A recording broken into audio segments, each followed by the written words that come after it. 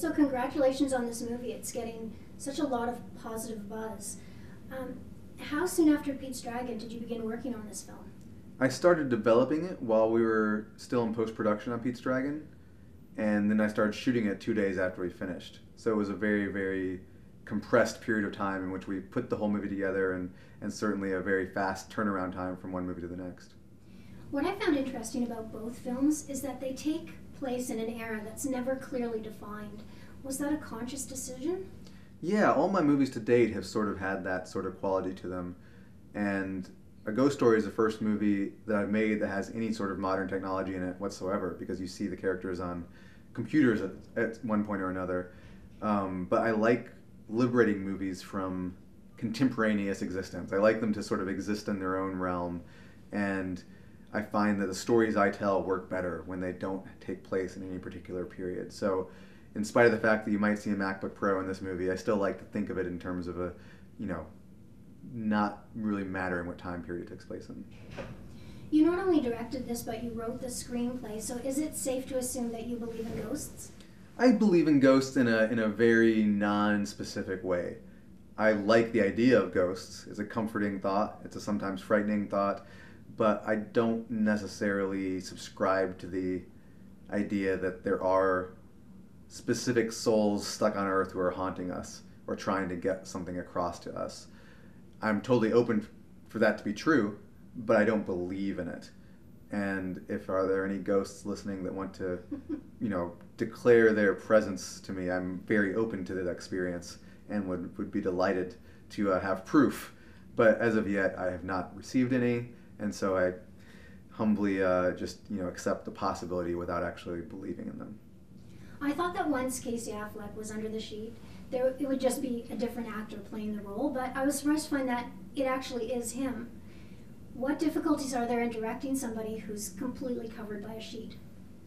You really have to just set aside all of your normal expectations as to what the director-actor relationship is going to be.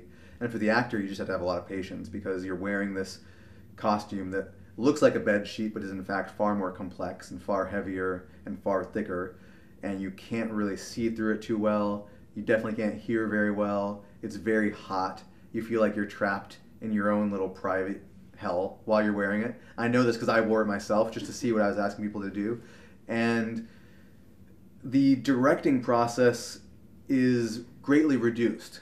You shout out directions because the actor can't hear underneath that costume, and the directions are very specific. You just tell them to turn their head very, very slowly and then stop, or walk forward, now freeze. Like, that was the type of directing I was giving, and that's really all it took. If we tried to do anything more complicated than that, the ghost ceased to feel like a ghost and felt like Casey Affleck wearing a bedsheet.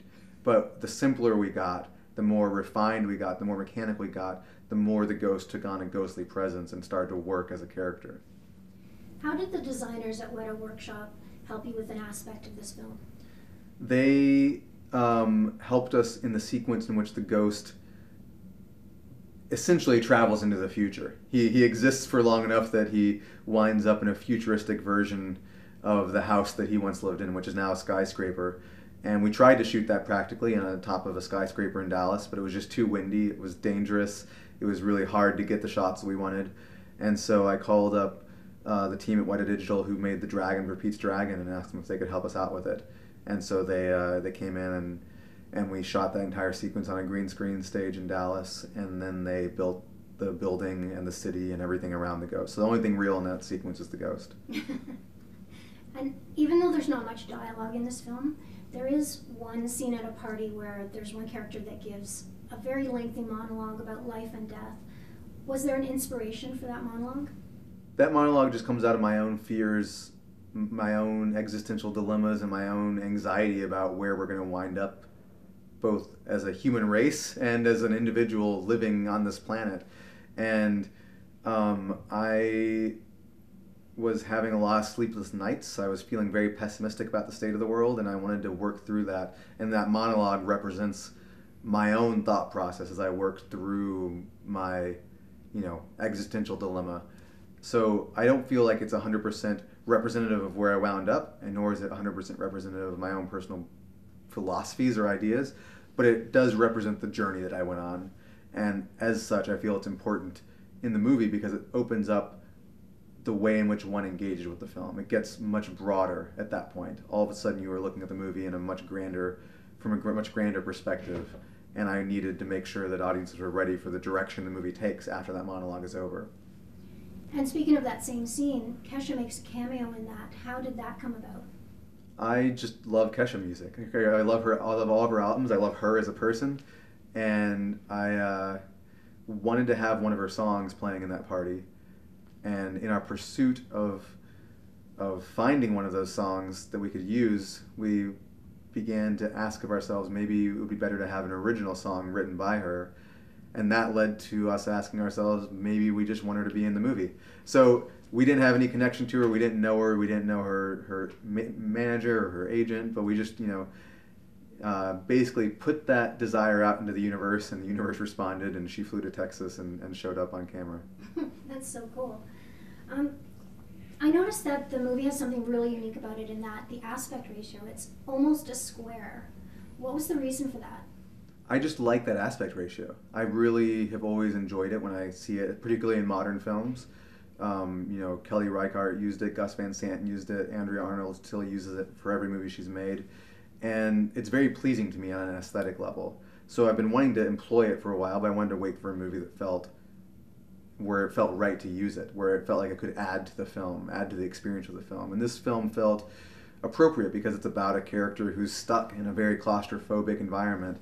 And I felt that the aspect ratio might be able to lend an extra sense of claustrophobia to the image.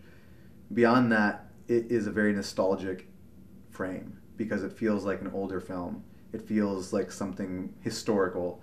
And when I added those rounded edges to the image, it began to take on the appearance of an old slideshow or a Super 8mm projector. And I like that. I like those affectations. So beyond just feeling appropriate for the film, it allowed me to just kind of indulge in my own sentimental aestheticism. And that just made me happy. Finally, can you tell me about your next film? Because I understand it's starring Robert Redford, who was in Pete's Dragon, but you had actually discussed it with him before that. Yeah, I met with Robert Redford back in 2013 after a film I made called Ain't the Body Saints played at Sundance. And he had this project that he wanted to do about a bank robber who spent his entire life robbing banks and never quit until he finally died in prison. And it was based on a New Yorker article called The Old Man, the Gun. So we began working on that. We began developing it. I started writing it. But I was also working on Pete's Dragon already, and Pete's Dragon wound up happening first. So as a result, I was able to loop Redford into being in Pete's Dragon. And then after that was done, we got back to work on The Old Man, the Gun.